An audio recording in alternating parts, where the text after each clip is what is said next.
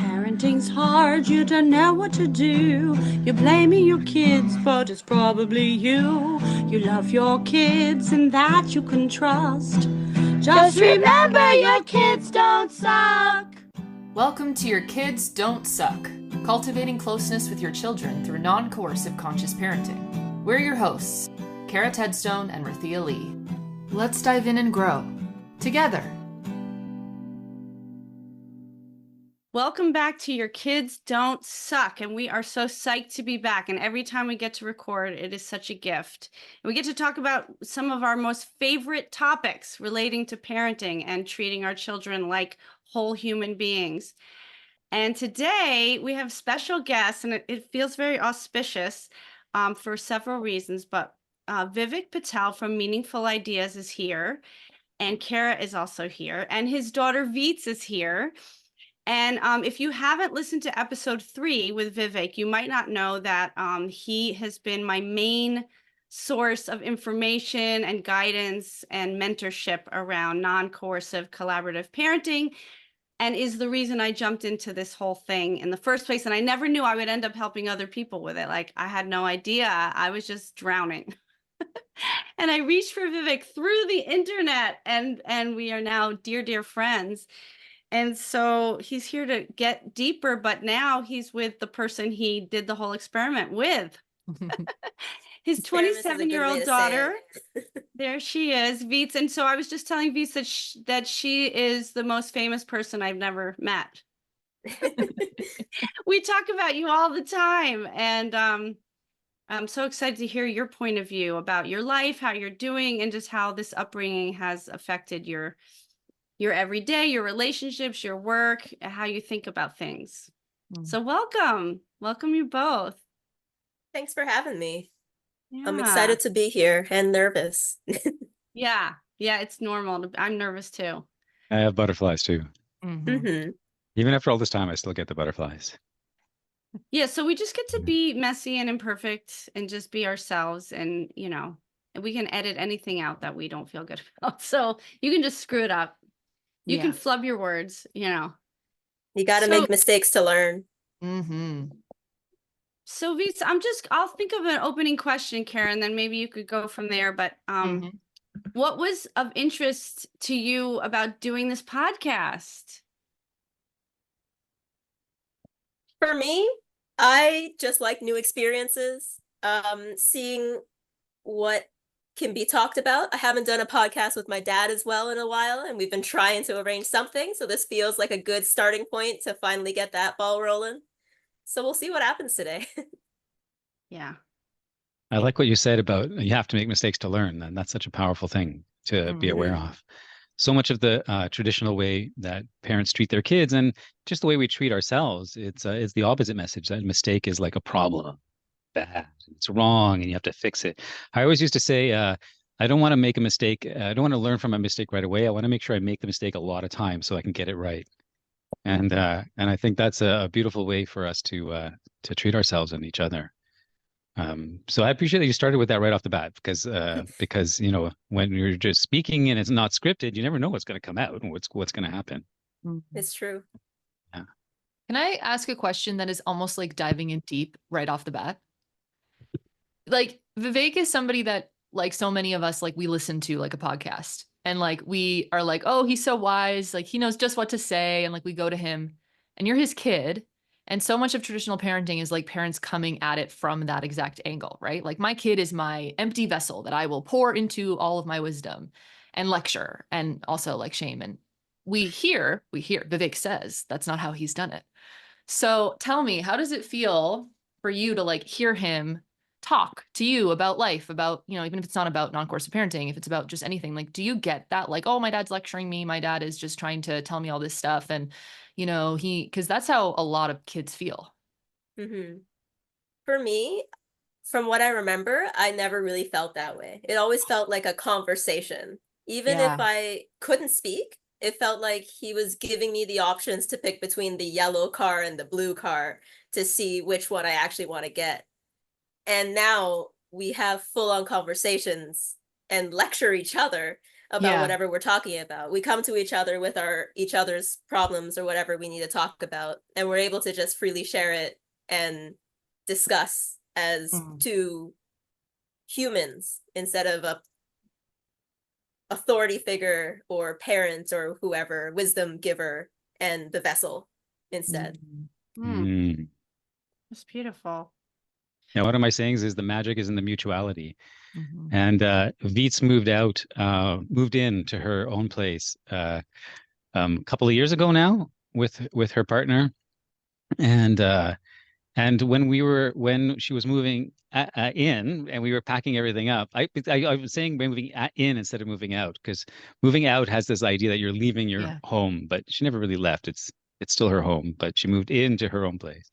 But when we were doing that, we were going through all of her old schoolwork and stuff and throwing most of it out and just keeping a few things.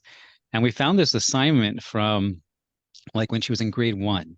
And the assignment said, was about responsibility. And it said, it had 3 questions on it. It said, well, who is a responsible person in your life?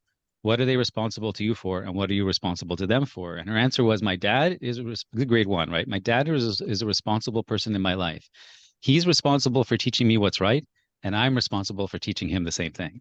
And so she knew from that age that I really valued her wisdom, you know, and not just like for show, but like I actually value her wisdom and I learn from it. And I'm so much more myself and more true to myself as a person now because of really taking her seriously all those years. I learned about love and I learned about myself and I learned about communication. And I learned about so many things about myself and about life by honoring her wisdom. And like she said, now we regularly go to each other for support, and it's really a beautiful thing. So, Veets, how do you describe to other people what your childhood was like? I usually just say it's not like the traditional way of parenting. I personally don't like getting into it because then people argue and whatnot, and I'm not about that. I just like going with the flow. You don't like it? Okay. And so if someone does ask me though, I then go in a little deeper and say they tried to make it as mutual an experience for learning and understanding as possible.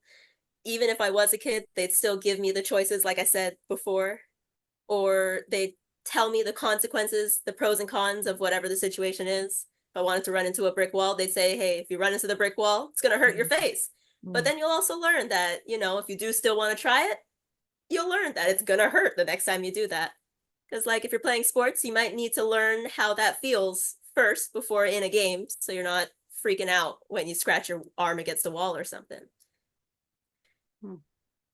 I love that so much. A lot of what I feel like you give me when you talk about this relationship is so much like he's like your dad is like this wise, like, okay, let me call him and get some like reassurance.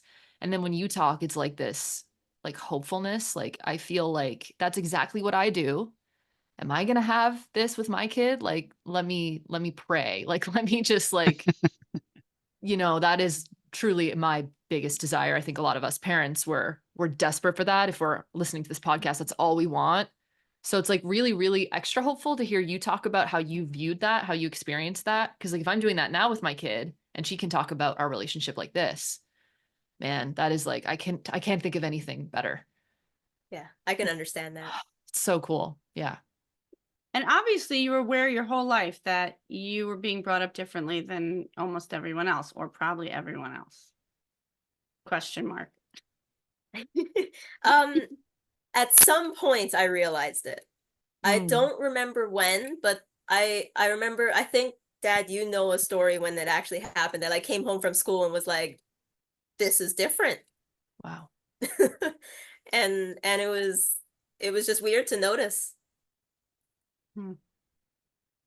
Yeah, and when her friends would come over, often when they would walk into the apartment, they would just stand in the foyer for the first 5 minutes, kind of in shock, watching us interact with each other.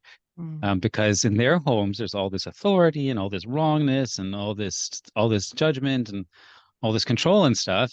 And you know, whenever Veets would come home from school, my wife and I would we would rush to the door, and we actually whenever any of us came in, it wasn't just that. When any of us would come home, we would rush to the door and welcome them, and like all this joy in each other's spirit and beingness was the whole focus of it, you know. And how was your day and what's going on? And there's just this. I was just telling somebody, I can't remember who it was, but I was just telling somebody yesterday about how I one of my greatest joys was I got to drive Veets to school every day for like 9 years, 10 years, you know, like grade 12, right? So that's 13 years. And so like every day home there and back, we had like a half-hour car ride. And just getting to spend that kind of time together is such a joy. And even now we text each other almost every day and send pictures of our food and send pictures of the sunset every day, and we just like are always in each other's lives. Veets calls it separately together. Mhm. Did I say it I right? love Yep. that. Yes. Oh, Yeah. is it painful not to live together, or yeah, was it No, painful? I don't find so. I didn't find so. I still feel super close to them, and we're all still in Toronto, super close anyway. So I feel like we can see each other whenever need be. We talk all the time as if we're together anyway, so it feels very connected still. Mm. Beats, do you ever run into people who like tell you like, man, I wish I had that, like like peers? Yes. And Yeah. I say I'm sorry you didn't, but you Yeah. could change that in the future if you have a child. That's Mhm. right. Yeah. Yeah.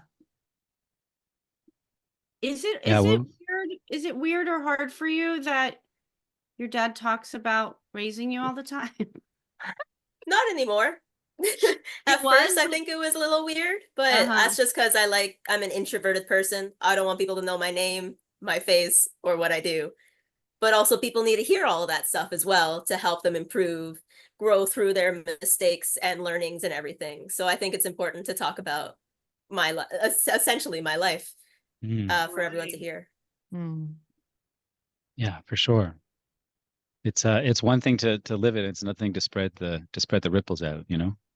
Hmm. And from the time that Veets was very young, and I started to teach this stuff more publicly. I was always asking her if it was okay with her. I never published anything or talked about any event without having an agreement, and we would update it. I would ask for the consent, and then we would update it every 6 months or so. I'd say, "Are you still okay with it?" And then if even when I got the consent, and then I thought something was maybe, I thought maybe this one's too personal. Let me ask, because you know, I would always say, "Hey, you already said yes, but this one felt like it might be personal." And some of the time she'd say, "Yeah, you know, this is great. Let's share that one." Sometimes she goes, "You know, you're right. This one is more personal. Let's leave that one off." And so that's one thing. A lot of parents, you know, when they get a yes, they run with it. Mhm. And for me, Right. I wanted the yes to be truly organic. I wanted to be like, yeah, like a hell yes, like they say, you know? And if it was a medium yes or an unsure yes, I was like, okay, well, you know, it doesn't seem like you're sure. And I want to make sure you're sure so that we all Mm. feel cared for and safe here. So I was never satisfied with a yes or a no unless I felt like there was real genuine, like there was no pressure behind it, you know? That's why I call it the organic yes and the organic no. Why do you think parents run with it?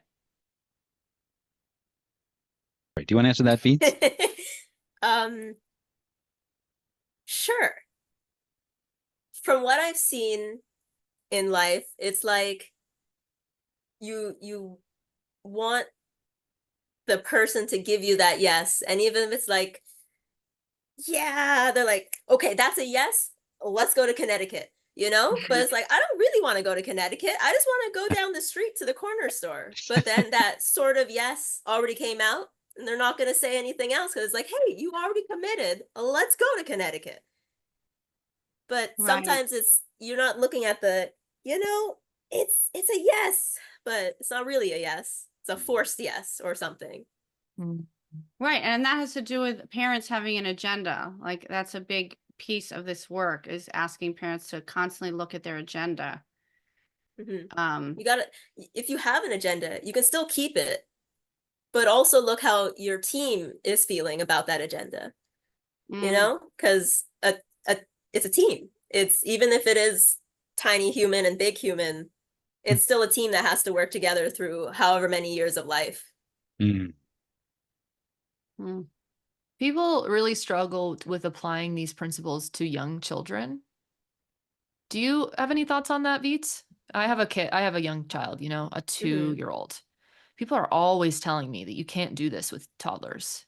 Oh, really? So, yeah, all the time. I mean, that's all I hear. So again, like you, I don't actually get into it. And Rythea always says, and I'm sure Vivek, you've said this too, when it comes to like trying to convince people about it, like, you know, you're not trying to do that. Because they need to be open in a way and curious. But people will give their opinions kind of pretty quickly off the bat, especially if I'm like, oh, I have a podcast, and then they're like, what's it on? And then they're like, oh, but you only have a 2-year-old. You know, usually they're like, this is crazy. So I'm curious about that, because this must have been how you, like, this happened. You were born into this, Yeah. right? So yeah, what are your thoughts on like the young children thing? I personally haven't been around or worked with many young children, but the few times I have, or I've been with my dad when he's been vibing with a kid, it feels like if you're able to hear what they're saying, even if it's just like 1 out of every 6 words, they can feel that connection. They instantly open up and they're able to hear what you're really saying. Mm-hmm. Like if they ask you for an opinion on something, they can actually hear what you're saying to them, that opinion on whatever they asked for, if Yeah. that makes sense. 1,000%. And I think too, what is the difference, a little bit of a difference with younger kids, like the way that it's palpable for them, like immediately, like that vibe of like, oh, this person is safe. I see that with younger kids, like Mhm. so clearly, like they're like little vibe checkers. Like they just can feel that. I feel like it isn't about language. It's not about twisting your words, manipulating them, getting a yes from them, or coercing them to like, fit your agenda. It's truly about the equality and the willingness to collaborate and seeing them like an equal. And I struggle with helping parents understand that you have to bring that energy. You just have to really bring it, you know? Yeah, you Mm, really have to let down your guard yeah. for a kid because they, Yeah. like you said, they know. Yeah. Yeah, they can read you so well. So well. Yeah. And Yes. I love the idea of the agenda. I really appreciate that. Like there was this time when I was at a youth conference. Veets and I used to volunteer at the same youth conference every year for years and years. We went there every year. And I was at the youth conference and I was sitting at a table. We were having lunch, and it was two parents and their 2-year-old. And the 2-year-old kept spilling water on the table, and the parents kept trying to get them to clean it up, and they wouldn't. She wouldn't clean it up. She wouldn't clean it up, and they were getting and they were trying to be nice, and they were trying to be forceful, and they tried everything they could. The kid refused to take the napkin and clean it up. So at some point they got distracted and they turned away. And I said to the kid, "Hey, watch this." And I took some water and I spilled it on the table, and I started flicking it around and making designs, and she was making designs, and we were like having all this fun for like maybe 30, 40 seconds. It didn't go on and on. Maybe 30, 40 seconds. We were just playing with water and spilling it everywhere and kind of making fun. And it made a bit of a mess. And then without saying anything, I just took a napkin and I handed it to her and I took one and we cleaned it up together. Didn't have to say a word. Didn't say, "Oh, you should be cleaning up because you have to clean up your messes. You got to learn responsibility. Otherwise, when you go out to the world, you're going to end up in prison." That's what they always, every single day, someone tells me that what I teach is going to end up with kids in prison. Yeah. And so, but just like, and then the parents turned around and the two of us were cleaning. That's all they saw, right? The two of us were cleaning up the water, and they're just like, "How did you do that?" Because they know what I do anyways, right? And so, Mm. and people always say, "Oh, Vivek, it's just your kid. Your kid's special." And I'm like, yes, my kid is special. That's true. And also, every human being is special. We all have the light of consciousness inside of us. We all come from the same infinite source. We all have something that's like there's in all the history of all the universes and all the dimensions, there will never be another Veets exactly like this at this moment, because this moment is unique, and this dimension is unique, and this moment is unique. And that's precious, and that's something powerful and beautiful. And if we can help our kids see that uniqueness that they have and the beauty that they have, and we have to see it in ourselves too that way. Like I was not brought up to see that about myself. And so when I ended up with Veets in my arms all of a sudden, and this consciousness. And I saw her as a fully formed consciousness, not like you said, not an empty slate, but a fully formed consciousness with wisdom and depth. I wanted her to know herself, most importantly, because I knew that if she knew herself and believed in herself, then that was the strongest foundation I could give her. Not me imposing what I think she should be, but for her to be her truest self. And and so I think that's a really powerful way to approach it. But we have to undo so much of our old programming in order to do that. And I think that's where a lot of this work is the undoing and rewriting. Mm.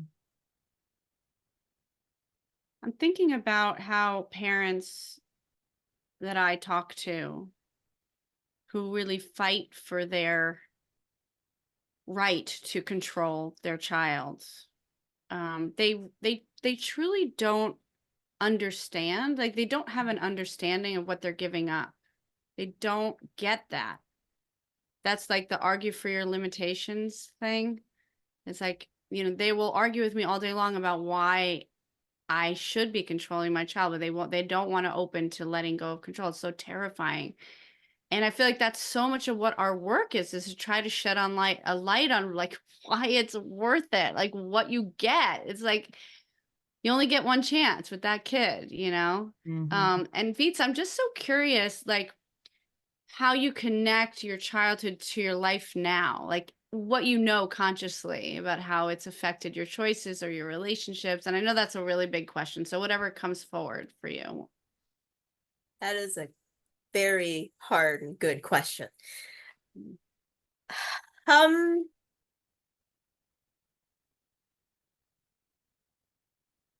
I'd say the main, honestly, the first thing that comes to mind, my favorite thing that my dad has ever taught me is play it cool. I say it to myself every day, no matter what situation you're in, if you can just like calm down, see what's happening, play it cool, and deal with it, you're able to do it. No matter if it's happy, sad, scary, you just need it. Even if you're freaking out, just that millisecond of calm so you can see the 3 openings that you need to go through, then you're able to do it. And I think I just try to emulate that play it cool in everything I do. It's a very simple phrase, but you can make it work for anything, I find. And another thing about if that's something that is almost like a philosophy or like something that guides you, the only way you can really use that is if you saw it modeled. And he would do it, right? So your dad being this like, hey, like play it cool, right? But it's like, he's got to do that. He's got to show you how to do that. He's got to show you what that looks like. He's got to do that when he's frustrated, upset, in pain, in times of conflict with you. Like, to actually be able to live by a philosophy, your parent has to show you how. And like, that's what makes that powerful. It's not like, oh, my dad like gave me this bit of advice, play it cool. It's like, okay, I can find that on Google, or ChatGPT can tell me that. But you learned how to do that and you can implement that now in your own life. Like, that's deeply touching to me.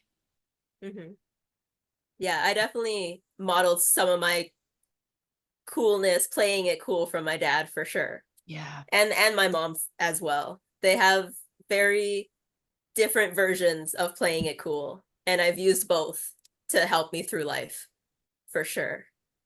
And Vivek, I wonder, like, that's your process. That's your, that's you dealing with your triggers. That's you navigating stressors. That's you looking internally to find a way to like navigate big feelings, right? Yeah, That's how you're able. I wish I'd even heard of the word triggers when Veets was born. Honestly, I didn't even know that was a thing. I used to say my ideology is clashing with my reality.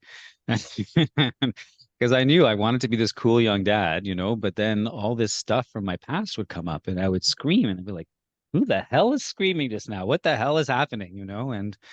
And so like those first few years, I mean, I had the desire and I had the ideology and I had the ideals I was striving towards, but the actual implementation of it was so challenging, so challenging. And so much stuff would come up and then I was like, and I had to fit. there was no even internet in 97, right? 97, 98, those early, the early 2000s. I didn't have access to Google. Now you go through Instagram and every other parenting post is, oh, here's your triggers and your emotions and regulation and learn a thing and reparenting and repatterning, et cetera, et cetera. Thank goodness, there's been a big shift in that, even though it's not as much of a shift as I would like.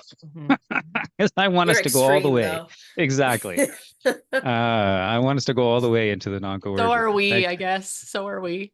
There you go. All four of You us. gotta All be four of extreme. us. Yeah, Exactly. right. You got to be radical. People are like, Exactly. oh, it should be balanced, right? I'm thinking, you want to balance kindness and unkindness? I don't quite understand. Right. Have a balance between the two? It doesn't make quite sense. Right. And now I got distracted what I was talking about. What was I just saying? Like about when in the early years you had this philosophy, but it was hard to implement. Right. And so I actually had to notice about myself. Thank you. I had to actually notice about myself that there were things that were coming up and there were patterns to it.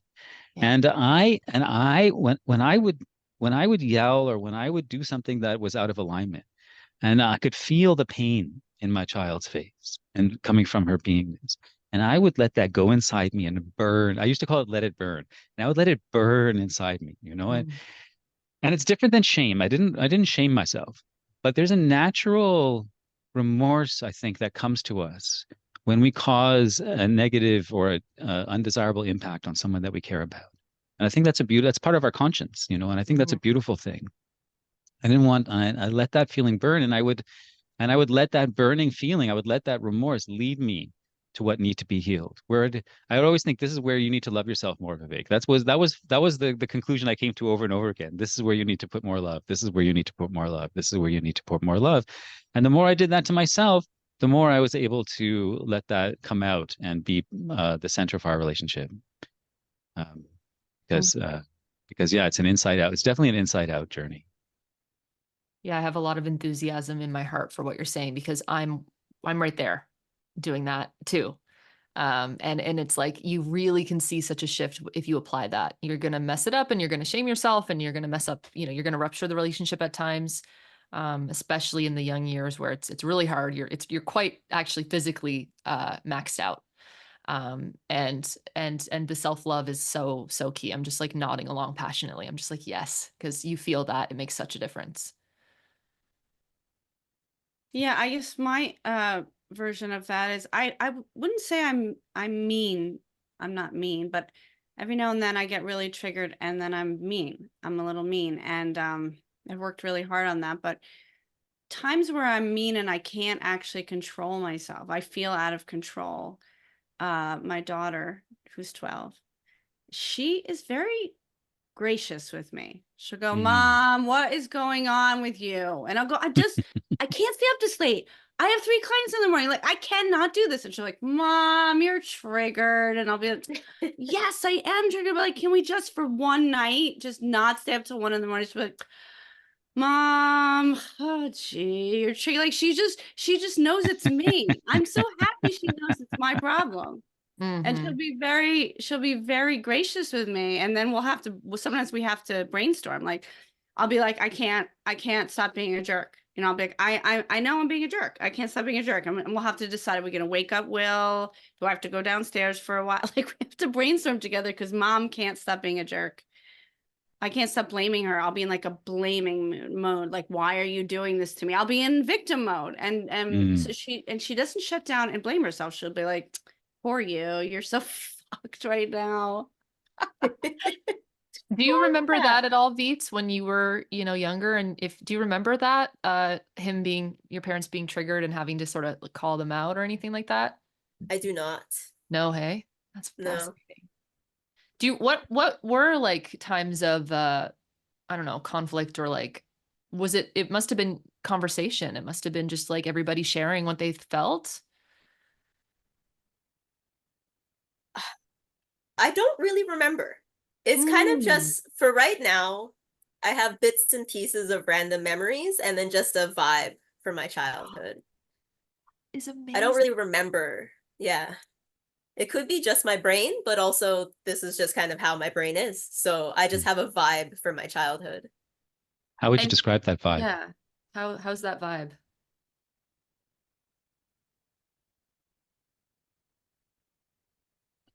I would say it's like a a positive, neutral growth. Yeah. Mm. I wonder if could you say any more about that? Like, I'm trying to think. This is a question Yeah. I haven't been asked. I remember the kind of whatever general history of my childhood as like a positive learning experience. There were definitely difficulties. I feel like school probably overshadowed most of my parent issues. mhm. So then anything at home was just positive or my neutral space that I needed to get away from the outside world that was crushing me. And then I would be able to learn and feel and be positive or neutral, like I said, whatever I needed in that day at home and learning from them. And that went all the way till grade 12 Wow.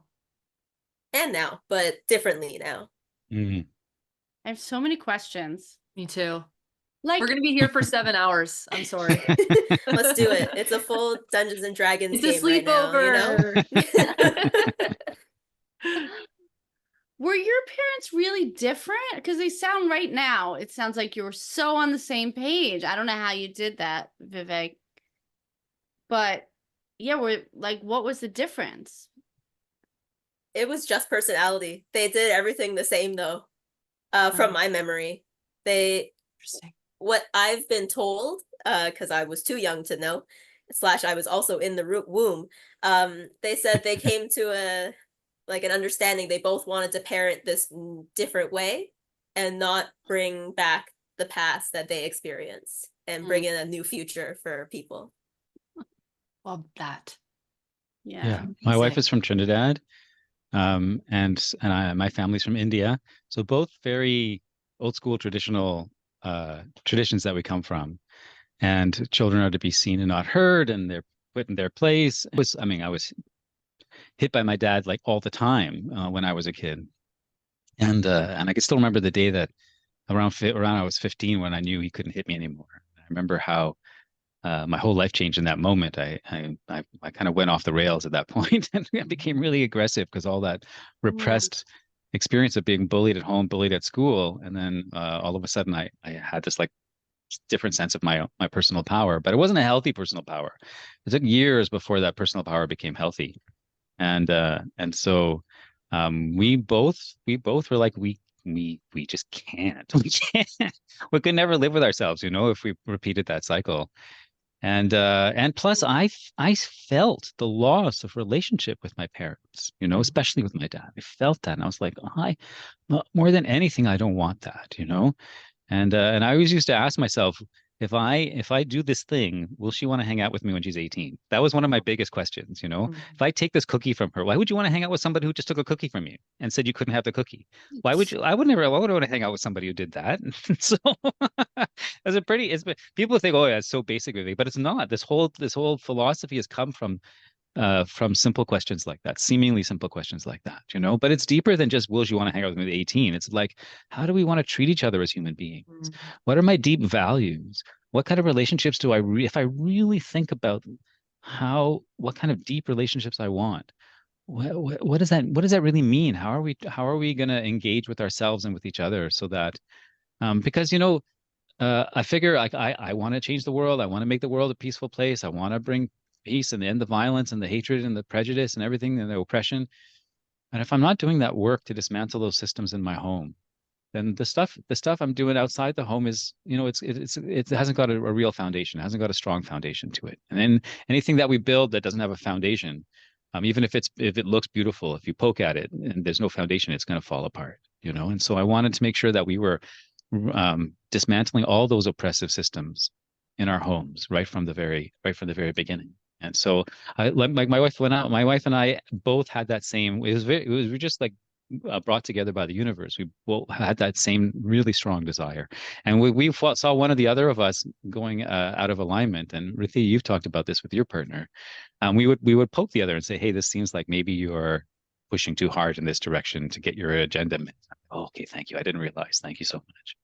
I remember one time when Veets was like 2 or something like that, and I lost my mind and I said, "Go to your room," for something or the other. Sorry, and and my wife just put her hand on my shoulder and said, "Vivek, we don't do that." I was like, Oh. "Oh, you're right, you're right. Oh my God!" And I ran after her and I picked her up and said, "I'm so sorry, I'm so sorry." And we hugged, hugged it out. Oh my God! But Beach, you honestly, remember when you that? asked about the She's shaking Well, her I was head. just going to say, like those moments, honestly, after the first couple of years, those moments were few and far between Right. Yeah. because we put in so much work. Right. Like like one of my mom's sayings is there are no coffee breaks. Like we did not, there was no break. We just constantly working on it every single day, watching my mind, writing out what's going on, reflecting on it, thinking about my values, Wow. loving the parts that were in pain, and just over and over and over without relentless.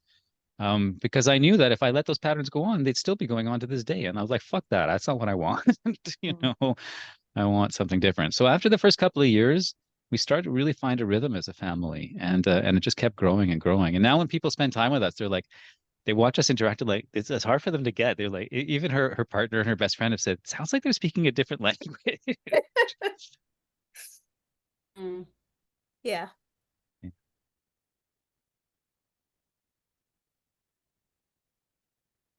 Mm. I was thinking about Veets. I don't know what you know about me, but I had this very terrible childhood, and I left home when I was 16, and I feel like, and I'm 54, 55. I'm 55. Hmm. Right, Vivek, we're the same age, aren't we? Um, We are. so I feel like I've spent my entire adult life trying to heal from what my parents did to me. That's what I spent almost all my time doing. I mean, I and not repeating the patterns takes a lot of work, and it's very related to everything that was done to me and all the harm and all the pain in my body and my psyche and how I treat myself and my health and my all the things I do to compensate from the things that happen. And it's so hard for me to imagine someone's life that's not about that, because I'm also a therapist. So like all my clients are working on that. All my friends are trauma survivors and have had horrible childhoods, because I like to be around people like that. It makes me feel seen. And just like what it could be like to not spend your adulthood on that. I want to hear anything about your life, about what your life is like, or what the focus of your life is. And even if you struggle, of course you struggle because you're human. Mhm. Just anything about how you're doing. For me, I'd say I don't have parental trauma to deal with, but I still have, what was it, 13 years of terrible school to deal with. Hmm. By essentially from grade, what was it, kindergarten? No, grade 1, we'll say, all the way to grade 12. I had 3 nice teachers. Majority of them bullied their students, would like Mm. scream at them for nothing. They need to go to the washroom. In grade 1, I still remember it. My friend needed to go to the washroom. The teacher said no. So she peed her pants. And this is me just having to remember all these little things from school, all the little nitpicky things that these teachers pushed us with and stabbed us with in our hearts and our brains. And then I'm at work, which was also terrible, job after terrible job with terrible people and terrible systems. And I just have to deal with all of that. And I was just thankful I could come home to Mm. my parents, now also my partner, and just vent about these things, cry if I need to, punch things if I need to, because it is so difficult to get past those little things. I try not to spread it out onto other people because that's what I was taught. Try to talk to the pillow or whatever if I need to, instead of yelling at my poor sales associate teammate who doesn't deserve me yelling at them because of 5 years ago when my ex-boss yelled at me for something. You know? Yeah. Sometimes I hear the argument that you should absolutely use force, coercion, shame, and control in your parenting, because if not, they're not going to be used to it. But the argument that you're making is that, like, you don't bubble wrap your kids and keep them inside of your arms for their whole lives, but you create a container for the stuff that inevitably happens. I would say a fortress, more so. Like you can open that door, walk in, shut it, and you're safe from whatever's the catapults are throwing at you. You know? You got to stay in that, behind that positive wall in this case. Can I ask you a question about I totally dig the image of a fortress. I can totally see it at the big walls and the warriors on the top with the arrows and the advancing army is coming in, trying to get in. And when we're in there battling the world together, I love it. It's such a great image. I'm totally I've been watching a lot of Star Wars and Dungeons and Dragons shows again. So that's the image that's in my mind right now. I love it. I'm going to be seeing that for a while. That's great. I'm going to start using that actually. I like it. Create a fortress. You know, your family is a fortress for your kids and for all of us really, because we all mutually care for each other, right, and support each other. But as the parents, you start out creating that environment and the community structure, and to make it feel like a safety, a fortress of safety, a fortress of where you can be yourself, you know, and vent, like you said, vent about the world, and because the world is always going to be there's always going to be hard things for us to deal with in the world, you know, and there's no escaping it. But that fortress gives us the safety and inside that fortress, we can do training and we can learn about the skills to deal with the pain outside of the fortress. But we don't have to have pain in the fortress in order to learn about it. Right. I love it. I totally love it. Yeah. Right. The idea is I need to hurt you to prepare you for being hurt, which does not make any sense. But that is the mainstream thinking. That is the mainstream thinking. People say that to me all the time. Yeah.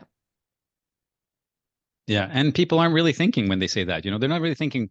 Like I always say, people, okay, if you want to prepare your kids to experience pain and frustrations and obstacles and coercion and consequences in the real world, what are the actual skills that they need in order to do that? What are the mental skills, emotional skills, personal relationship skills, understanding of systems skills? What are all the skills? Did I say emotional relationship with self? What are all these skills? And then once you outline out what all the skills are, and attitudes and knowledge, once you get all that, how do you pass that on? How do you teach it in an effective way so the kid ends up with those skills as their own, not just like on the surface where they're just repeating behavior, but they actually have integrated those skills in a way that actually makes sense and they can use it and it empowers them. And I mean, people who say, oh, you got to be tough on kids because it's a tough world have never even thought about that kind of stuff, you know, because as soon as you think about that stuff, you realize, okay, being tough, it's like I'm a martial arts teacher and I teach self-defense. And if someone said to me, Vivek, teach me how to not get punched, I wouldn't just punch them in the face hoping they figure it out. That's what giving consequences is, right?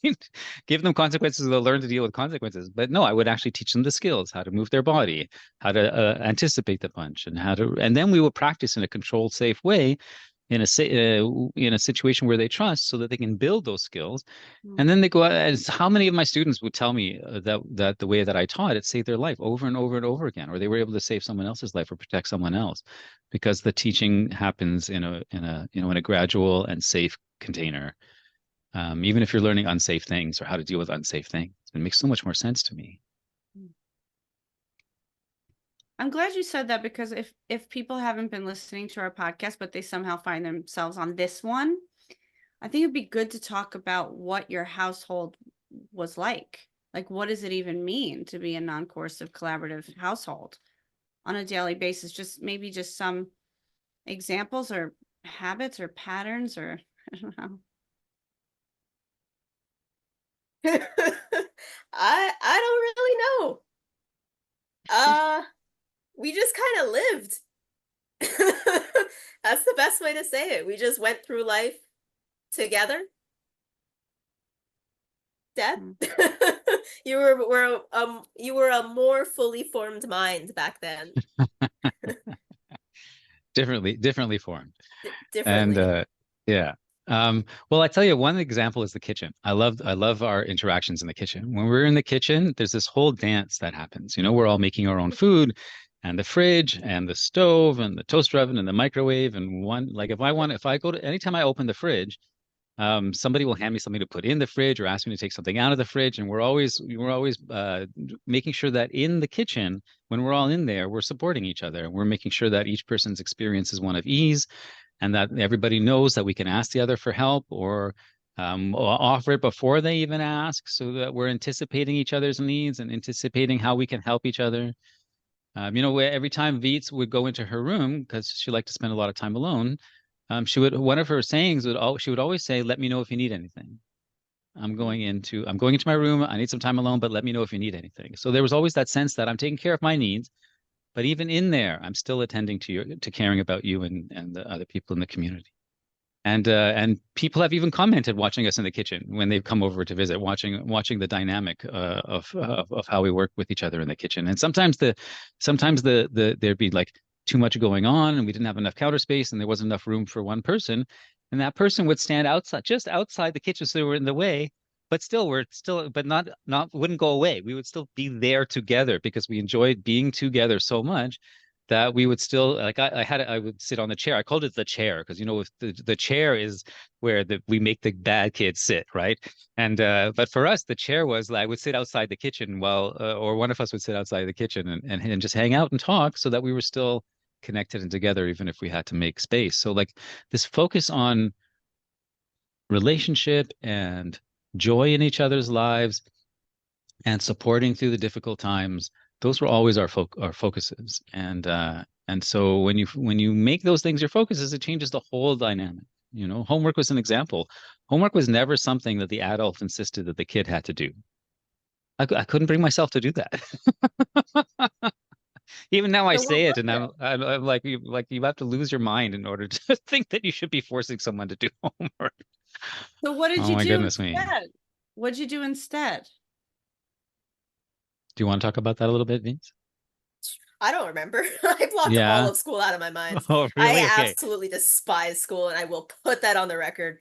Yes. I apologize to everyone that does love school. Learning is fun. There's difference between learning. I love to learn. Every day I learn something new, at least 5 things I try ish. I don't like school and how the dynamic was. Yeah, you're talking about the system. Like, it must have been such a horrible, horrible place, considering, this is one of my biggest fears. Like, my kid is likely going to go to the school down the road. I don't know if we're just a time check. We're at like an hour-ish since we started. So I want to be conscious of everybody's time. One of the thoughts though that I had was just like a quick, maybe like sidetrack onto, just like this engaging with public school, right? And then I think your dad had mentioned once in a video or something, or when we were talking, that you had always been talking about other options. Like you could try another school or like engage with learning in other ways, but you ended up staying at public school. And that obviously went terribly. And we know it's because of the system. But did you think about, homeschooling or unschooling or, trying other alternatives? We kind of sprinkled them in when I needed to. There was a couple courses my dad took me out of, and then my mom or dad would teach me it at home or within the hour or something. And then I would still stay up with that. I tried other alternative learning schools, but it all comes down to the vibe. The vibe of public school, I liked it.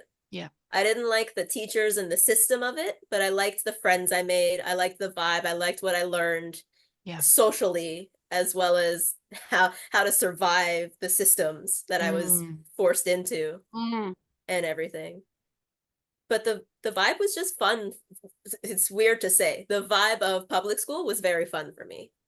I had my core crew. Yeah. I so relate that's you're describing my whole entire experience as well with public school. The vibe, yes. The stuff, no. Yeah, that's exactly what it was. Yeah. I remember all the vibe stuff. I don't really remember the teacher stuff. I remember what I learned-ish, but I don't remember the teachers really. Man.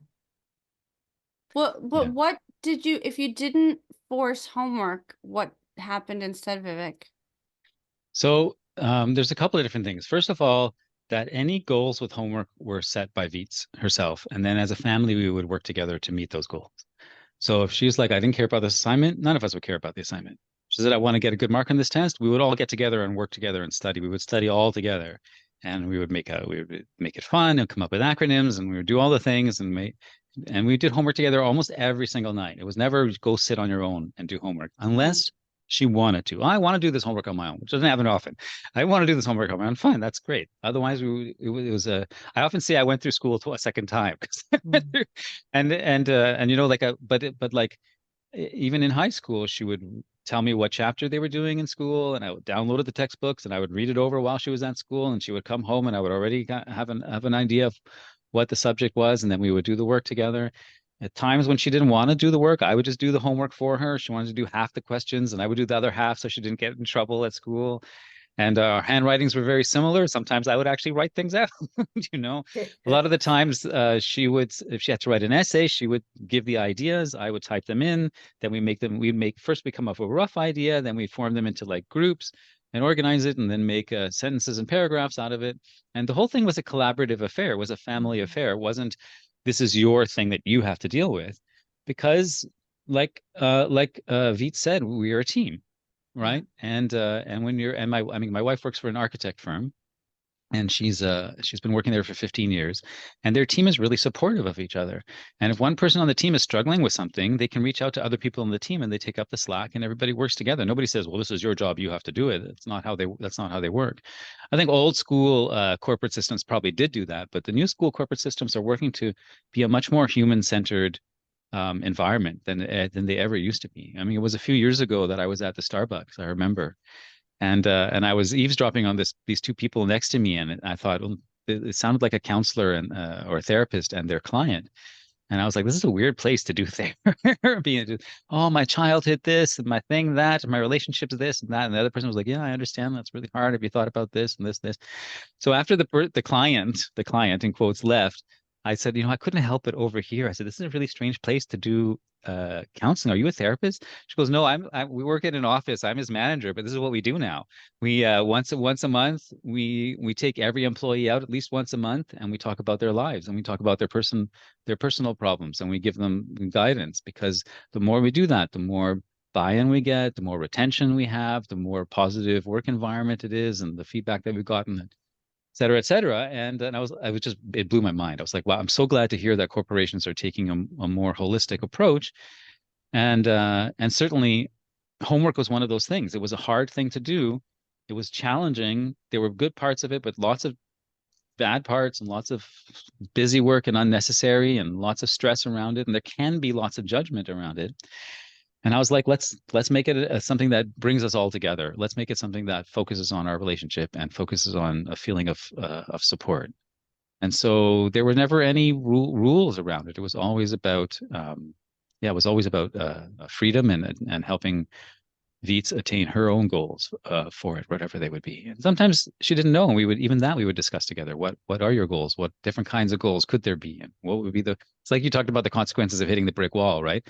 We talk about what the different consequences are, but not consequences like we would ever impose consequences, but consequences as in results, what the potential results of something would be. Yeah. And then it was up to her to tune into her own wisdom and her own sense of herself, what made sense. And then as a team, we would all get on board with that. Well, okay, I'm bringing up a really touchy topic, and we don't have to go here. This is just if you feel like it.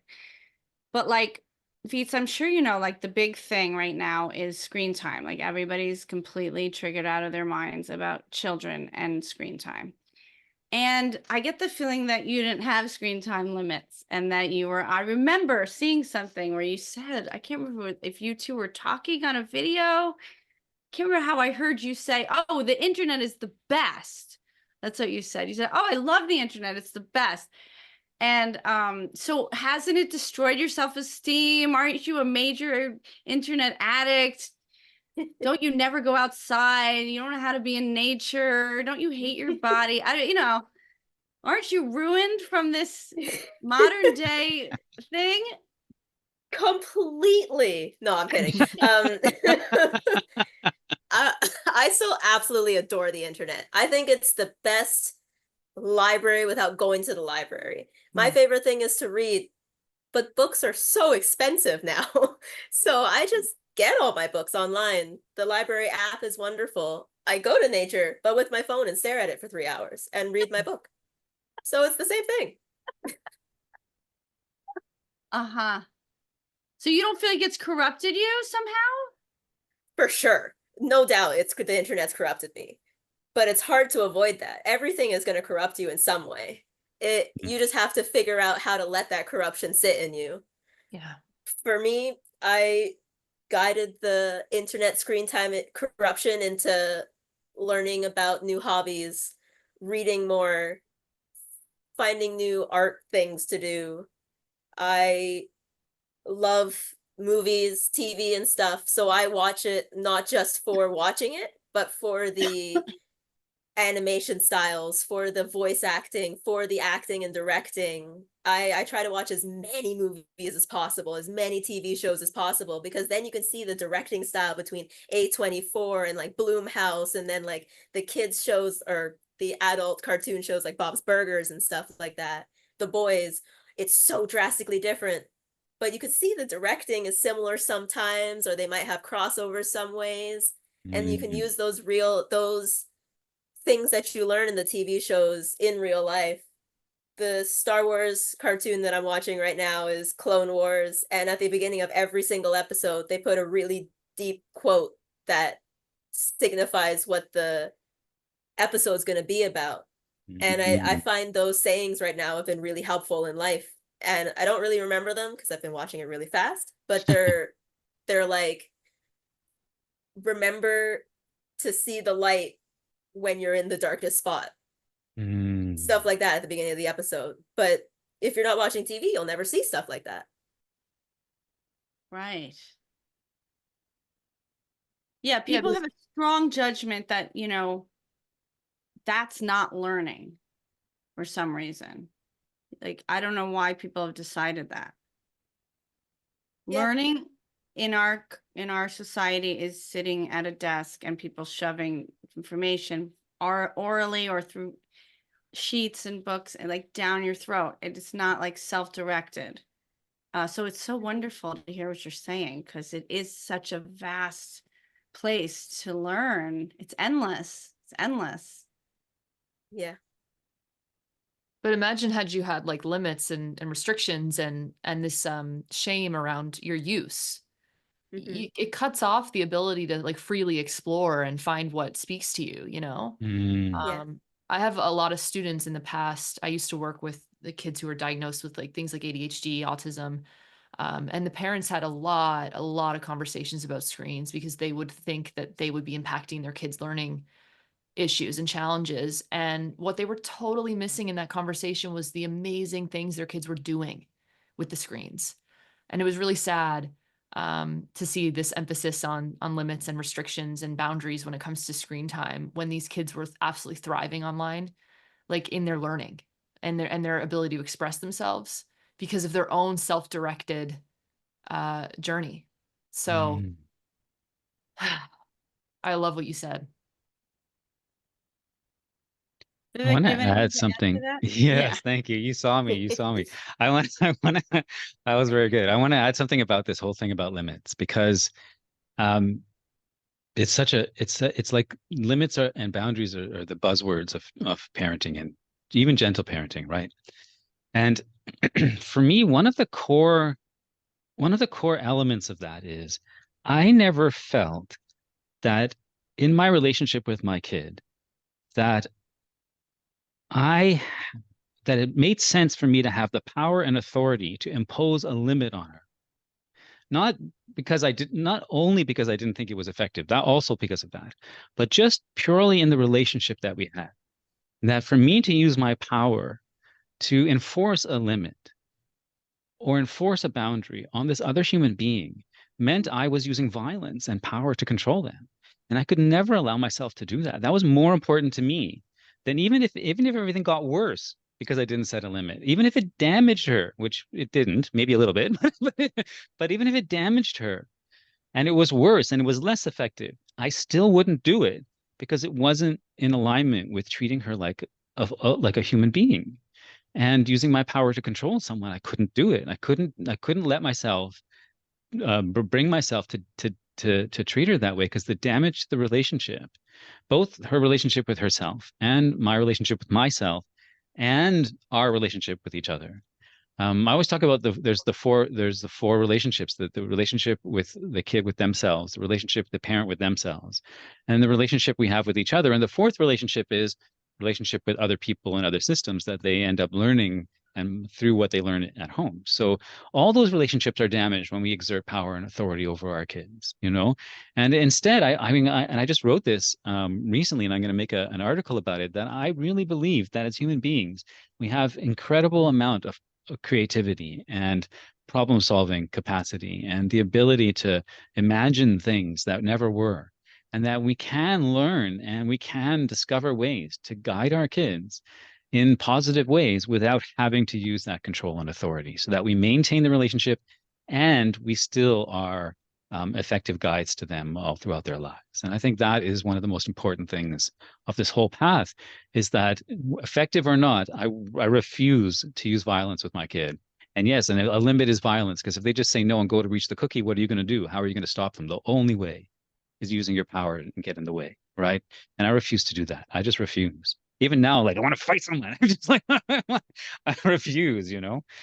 So Well, you really have to get that you're hurting yourself. Like people, that parents, when you do it, when you force your child, you're hurting yourself. I mean, when you really start to break it down, when you hurt your kid, you're hurting yourself. But we're so numb to it. We're just so in our heads about it. yeah. That people aren't, my friend Naomi brought up her daughter non-coercively, but she didn't call it that. What she called it was, I would do things and it would hurt my child and I couldn't do it anymore. That was it. That's her whole, she Same. doesn't even have more words for it. She's just like, Right. I couldn't hurt my kid anymore. Her Right. face would change and I would go, ooh, ow, I don't want to do that. And that was what guided her parenting. She didn't have all this stuff we have right now, the way we've broken it down. And they're really close, like you guys are close. That's beautiful. Yeah, the willingness to take their feedback too, because you know that will guide you forward. Most people are shut off to that. They don't actually believe that. They don't agree with that. They don't want that advice, because no, you have to set limits and boundaries. So I wanted to tell you all that I make videos about parenting all the time. And I have to say, it's getting harder and harder for me to talk about my kid, because I don't have that much to say. Kind of like you saying, I don't really remember my child. It's just the vibe. Like, we have so little conflict at this point. We're kind of peace about bedtime finally. I don't have that much to say. We're just friends. Like, we just hang out. We have fun.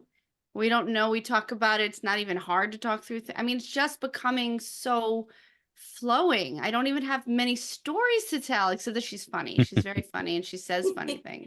She's super hilarious. So I have stories about that. But like now my video making is getting more difficult. I think that's kind of interesting. I'm just like, I don't know. Things are cool. We're psyched. We love each other. It's harder to say, she wouldn't do this. And then I had to do that. The thing is, she is starting school. I mean, the plan is that she's starting school for the very first time this fall. And I've been working on my non-attachment to the outcome. I'm like, if she goes and she lasts 3 days, that's cool. I'm working on letting go of the outcome. If she, I think it'd be good for her to do a year, but she knows better. She really knows better. And I'll be there to support and help her figure out what the next move is. That's going to be big. That's going to be really big. I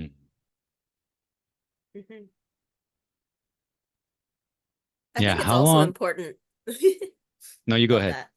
I think it's also important to talk about the friendship side of parents and children, because people hear about it, but they don't see it as often. The friend part. This is a perfect segue into what I was going to ask you, Veets, which is like, what is it like for you to see other parents parent the traditional way with authority and control, especially now that you're in your late 20s? So it's like, I mean, I don't know if you think about having your own kids ever in the future, but there's just something about becoming, older and older and watching people parent, especially growing up with this. What's that like? Sometimes it kind of hurts to watch, because like y'all were saying, you can see the break in the child's eyes. Yeah. And it it's just terrible to see a kid be sad or in pain in some way, even if it's not physical. Hmm. And me and my partner always discuss how to not do that in the future, what we're going to do, how we're going to not be like our parents, and how we are going to be like our parents, and how to change certain things or continue what they were doing for when we bring in the spawn of us in the future. So a spawn is maybe in the future. Definitely. Uh-huh. I want 1 or 2, and my partner wants like 8. So we've Gotta meet in the settled middle. on 2 or 3. Yeah. That's Yeah, great. that's And I really, really cool to imagine it like a generation, like a couple generations down, right, Vivek? yeah, for sure. For sure. Even when we were in the early days, I always knew that this was like partially us, but partially generational shifts were happening. And global too. Like I really felt like we were making decisions that were going to affect the whole world at some point, because people just don't treat each other this way very often. I mean, I think the internet has helped spread the word a lot more, which I think is a wonderful thing. Another wonderful thing about the internet, it spread the word a lot Screen more about, time. yes, exactly. You got to be on the Yeah. screen to get this new knowledge. How else would you get it? That's it. Yeah, You these got to are get like on my the screen. two, like you two are like my best buddies, and I met you through the Yeah. That's the thing. I mean, like, you can have all these ideas, but if you can't connect to other people and cultivate community, I mean, you're not going to do it when the world is 99% authoritarian. So you have to go to the internet to find Vivek's blog from 2004 and be like, what is this guy talking about? I like to see it. Because that is like how you can cultivate connection. And the internet has such an influence, you know? Yeah. Visa, I appreciated what you started saying when you said it's important to talk about the friendship part of the parenting too, because it's what I always say, the don't do and the do, right? The don't do, I think, is really important. We don't want to punish, and we don't want to we don't want to criticize and condemn. And I mean, we never even said no. Yeah. It always makes people's eyes go wide when I say that, but we never even said no unless we really had to. Like when my back was hurt, I couldn't have her climbing on me. I would scream in pain. So there was this kind of a no, but it was like not me saying no to her. It was the backache saying no to both of us, right? And that's a very different thing. But again, in order to say no to someone else, you have to have the authority to do that. But the other side of it is the do is creating that relationship of connection and joy and celebration in each other's lives and mutual respect and support. And that is a very active process. It's something that requires attention, and it's something that requires nurturing, and it's something that requires constant evaluation, self-evaluation, but also evaluation of the systems that you have in your home, evaluation of the way you communicate, the way you speak in your own mind, and then the reflection of that as it comes out, and then how the other person is receiving you. And like it's not something to take lightly. It's something that we put a lot of work in, all of us do. And that's one of the reasons that we have such a beautiful flow in our relationship. And because when there is a bump, we take it very seriously, not shame and not blame, but we take it seriously. It's like, okay, well, there's a bump. Like there was one time when Veets was like putting sparkly things on her shoes or something, and we went to the craft store, and she wanted to buy this one particular kind of gems, and my wife and I were like, oh, you got to get these ones are better, you got to get these ones. And then when she got home, she got upset, and when she got home, she said, it really makes me upset, but you were telling me what to do. I knew what I wanted, and you told me what to do. And I was like, thank you for telling me. You're totally right. We totally were doing that. And of course it would be upsetting to experience that. I certainly get upset too when someone treats me that way. And I'm really glad to know it. Now we can like really make sure we don't do that anymore. And I took it seriously. I was like so grateful for that feedback, and so like relationships, like conscious relationships are about the constant evolution with each other, and learning to treat each other more and more in ways that make the other person feel affirmed and supported and worthy, and dismantling the parts that that create the opposite. And I think it's a beautiful process, and it's ongoing. 27 years in, and our relationship is still very conscious, and we're still very aware of nurturing each other. It's a beautiful thing. That really makes me want to say something that's important for the listeners, which is that there are several podcasts on this podcast series where Cara and I model what it looks like to track our triggers as parents, because it is so darn triggering. And for me, with heavy trauma, it was very triggering, and it has been for a long time. It's better now. The triggers are a lot better now that she's 12. Although I don't know, she's going to be a teenager. Maybe that's going to hit a whole other level of stuff for me. I have no idea. But, we're talking about choosing this lifestyle and choosing not to punish. But a lot of times parents are triggered out of their absolute minds, and they take everything personally. That's what I see so much. Sometimes my kid says things to me that are really about her, and I know that. And so I just stay really open to it and get really curious. Sometimes I make jokes. Sometimes I ask her about it. I've really trained myself to not take her lashing out even as lashing out. I just see it as her, like you call it, reaching out. I take it as her showing me where she's in pain. That is years and years of therapy and skill and self-analysis and self-inquiry to not take her stuff personally. So it's a very, very difficult thing, what we're talking about. It's very hard for people. Yeah. Intellectually, just to get that it's possible, and then emotionally, and then spiritually, and then psychically, it's a journey. It's a really, really hard journey. And we're trying to help people see there is a path. There is actually a path. Veets, I wondered if there was anything else you wanted to share before we close. I don't think so.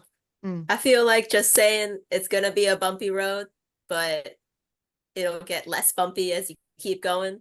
And y'all will go through that journey together, and it'll just, hopefully you can stick it out together, I don't know why, that's exactly what I needed to hear you say, and you said it. But that really does. I think especially something that stuck with me was your emphasis on the vibe, and that's the memory you have, the imprint of your collective family system, how it's been wired, and how it's left you with memories and the impression that you have.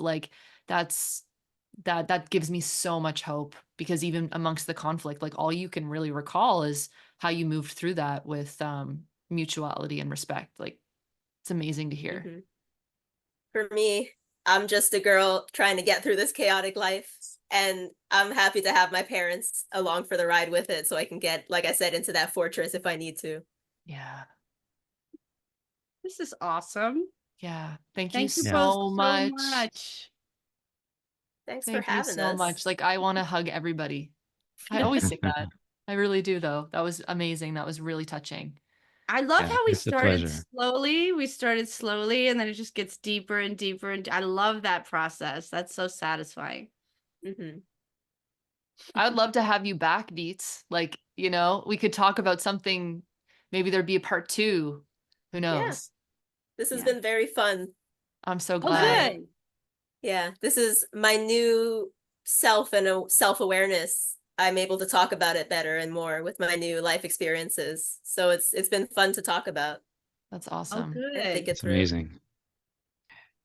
So thanks for having us on. I really enjoyed it, and I loved going back and forth with you, Veets. It was so fun to share our ideas back and forth with each other, and I love every time that we explore things together. And I've written so many articles, and I've made so many videos about this process, because it's beautiful, and there's parts of it that are simple, but it's also extremely complex. And I have over 200 videos on my YouTube channel and hundreds of articles on my Facebook page. And I'd love everybody to follow me at Meaningful Ideas is my social media handle. Meaningful Ideas on Facebook and Instagram, TikTok, Twitter, and Threads too, even though I don't post on Threads very often, and YouTube, where like I said, I have over 200 videos, and it's getting more all the time. And going through the YouTube channel, if you watch all 200 of those videos, I really believe it'll just transform your entire life and your mindset. So it's really, if I do say so myself, it's really worthwhile experience. And I am going to be having some workshops coming up. So I'm going to be doing workshops on staying connected with your kids in the age of digitization, and a few other ones, and it's really worthwhile. So keep an eye on my social media for announcements about that. And some of these links will be on our notes for this In the podcast. show notes. Yeah. Fantastic. This has been Your Kids Don't Suck. You can find me, Cara Tedstone, at www.caratedstonetherapy.com and on Instagram at Cara Tedstone Therapy. On my website, you'll find links to recommended readings and a link to my Reparenting with Mindfulness workbook, available now on Amazon. You can find me, Rythea Lee, at www.rythea.com. That's RYTHEA.com. There you'll find published books, articles, and music and parenting videos. Also, I'm on TikTok at Rythea Lee, on Instagram at Rythea Lee. You can book parent mentoring sessions with me through my website. And also I have an Advice from a Loving Bitch YouTube show that helps people heal self-hatred, and that's rythea.com/advice. It is important and essential to put our voices, Rythea and Cara, in a context. We are two white, cisgendered, straight, middle-class women living with financial and societal privilege. Because of this, our perspectives are limited and do not reflect the realities of all of our listeners. This podcast will feature guests with expertise around conscious parenting who differ in race, class, abilities, sexual orientation, and histories from us, to broaden the conversation and reflect the lives of as many people as possible. 25% of the proceeds of this podcast will go to creators of color who have been mentors and influences on our work and in our growth as parents. If you like our show, please subscribe and stay tuned for more conscious parenting advice and insights. And check out our link tree at linktr.ee/yourkidsdon'tsuck to donate and connect with us.